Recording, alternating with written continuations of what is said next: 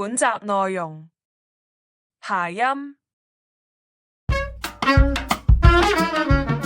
諧音係使用近似嘅音韻嘅字詞代替原意嘅字詞。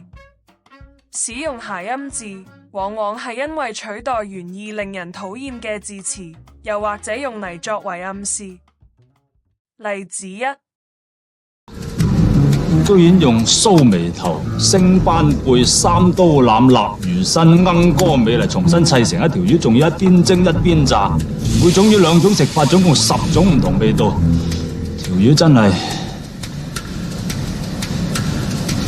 手輻射咁喎，睇見就想嘔啦！你仲話叫我食，0分，翻屋企自己檢討下。你咪就多嚿魚咯，你多嚿魚，你又多咗幾嚿魚啊？你片段裏面，男子話啲菜式係多嚿魚，係同粗口嘅多鳩魚嘅讀音近似，即係用諧音隱藏咗一個粗口字。例子二：咩唔公平啊？大家咪做公平係嘛？好，家陣我出隊俾你哋對，邊個對得通咧就坐埋去，對唔通就企喺樹。好啊。